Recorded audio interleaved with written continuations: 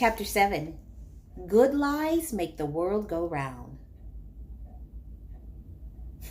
Buzz is one crazy lady. That's what Dad has always said about my aunt. Buzz rocks.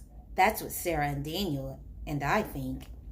No one's sure what Mom thinks, but she must like having her sister around, or she wouldn't have offered her to move in above our garage. My aunt has lived there as long as I can remember. When I got home after school, I decided to see if Auntie Buzz had any advice on how to get Tina to realize how incredibly perfect I would be as a boyfriend. Because if anyone knows about relationships, it's Buzz. She's been married 3.5 times. The half comes from a spring break marriage in Cancun when she was in college. It probably wasn't even legal in the first place, so it only counts as a half-see, she told me once. Auntie Buzz is very high energy. The double shot of espresso at the coffee shop across the street from her office is called the Buzz in her honor.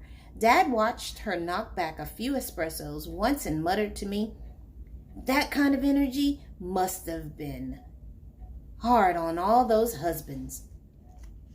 Sarah and I worked for Buzz on weekends, and during school vacations, carrying boxes of swatches and tassels and paint chips and tile samples and carpet books, and from her office to her work van and back again, decorating is a heavy business. She hires Daniel and his hockey team to move furniture. They work dirt cheap and don't, Auntie Buzz says with a happy smile, belong to a union. Plus, they work overtime for pizza and donuts, and that's the kind of payment Auntie Buzz can afford. I'm good with money, and my projects always go over budget, she explained. Auntie Buzz was sitting at our table when I walked into the kitchen, tapping away on her laptop. Mom had a late meeting. Dad was on a generic business trip number infinity and beyond. Daniel had practice, and Sarah was working, so I had privacy to bring up the Tina thing with Buzz. Hi, Buzz. Hiya, Kev. What you doing? Putting together a demo reel so that I can be hired as the host of a network television show or cable. I don't really care, just so long as it's national and pays well. I'll do any kind of show. Why? Even though I was dying to ask her about Tina, a person doesn't just ignore this kind of information. When you work for and by yourself on commission and the government is sending you registered letters, you need to get creative about your income stream. I didn't know you were getting registered letters. It's a recent development. So, how much trouble are you in? She shrugged and then scowled in the direction of a canvas bag near her feet. It was filled with a ton of unopened envelopes. Some of them had green registered mail stickers on them and were from the IRS, the Internal Revenue Service. I'm only 14, but those people scare me. Tax time each year at our house is not pretty. Mom and Dad drag out shoeboxes full of receipts and take over the kitchen table for days on end. And there's a lot of sighing and frowning and clicking of the calculator. Adults, I've noticed, are usually terrible with money.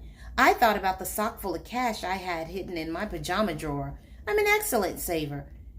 How much do you owe? I'm not going to open the bills until I have the money to pay everything. She looked more jittery than normal. Do you want me to find out for you? You're only 14 years old. Exposure to that kind of stress might kill you or make you sterile, and I don't want to be responsible for you not being able to have children someday. I don't think that's going to happen if I read a few 27 letters. I hunched down and thumbed through the stack of envelopes. Can you put them in chronological order for me? I'll find an accountant to deal with everything first thing on Monday. Monday is always Auntie Buzz's favorite time to handle a problem. Do you have any plans for solving your financial situation other than getting your own television show? Why should I? I'd be a natural on TV, and the network or the cable companies would be crazy not to hire me. Buzz and I were more alike than I'd suspected. That was exactly the way I think. Self-confidence is everything for military geniuses. liars like me, and decorators in trouble with the government. All of a sudden, I felt warmly toward my aunt, a little parental even. When Sarah and Daniel and I run through our allowances and ask to borrow money from our folks, we get a huge lecture, and then they make a teachable moment.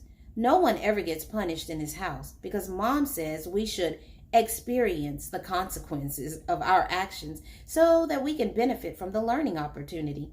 I thought Buzz could get a lot out of a teachable moment, and I was just the person to teach her. I was the answer to her prayers. She just didn't know it yet.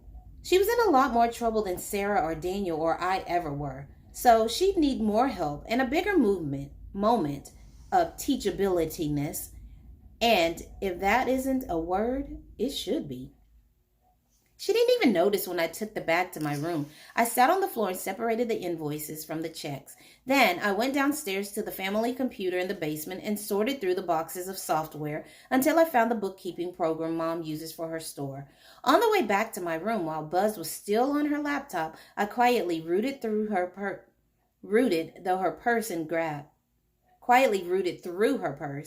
and grabbed her checkbook. I could have shaved her head for all she would have known. She was typing away, and her fingers must have been breaking land speed records. I saw an empty coffee pot on the table next to her. I took the disk to my room, installed the program on my laptop, and whizzed through the tutorial. And in no time flat, I was entering debits and listing credits. I was so glad we'd done an accounting section in math a couple of weeks ago, or none of this would have made any sense to me. About an hour later, I'd balanced Buzz's checkbook and discovered that she had a ton of money. She just never recorded the deposits. By the time I'd set up a bill-paying system and gotten everything entered and paid, Auntie Buzz had turned a nice profit in the past quarter. I felt a little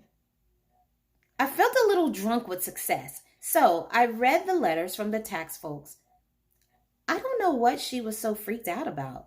The letters told her to call the 800 number and set up a payment schedule. I grabbed the phone and called the number, and deepening my voice a little, had a friendly conversation with a lady named Miss Young, who was completely understandable about Buzz's dilemma in these tough economic times, and suggested a monthly repayment plan. I read the number of Auntie Buzz's checking account to Miss Young, who said she would send Buzz the paperwork right away. I could have told Auntie Buzz that her problems had been solved, but what kind of lesson would that have taught her? I heard Auntie Buzz make a fresh pot of coffee and introduce herself for about the 12th time to webcam on her computer so that the network on the cable companies could see what a great personality she had on camera.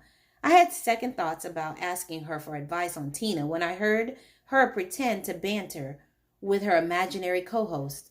Well, Chuck, you would say that. One crazy lady. I went downstairs to check my email. I sent a long note to Connie that I cut and pasted from the town council's monthly minutes, throwing in a lot of heretofores and therewiths. Then I emailed Katie that I'd just gotten back from a lab draw, and good news, my white blood cell count was down. I said yes to a request from Marky's parents to babysit the next day, and I IM'd John Paul to see how he was feeling. My buddies had sent me homework from the classes I'd missed, so I started to tackle that pile of mindlessness. Truth be told, as much as I like looking at Tina and devoting all my time and energy during all my free hours to thinking about making her crazy about me, it was already Wednesday, and I still hadn't come up with any brainstorms to get her to like me. A few more pointless days like this, and I was just going to lie to her. This truthfulness thing was a whole lot harder than my spur-of-the-moment inventions.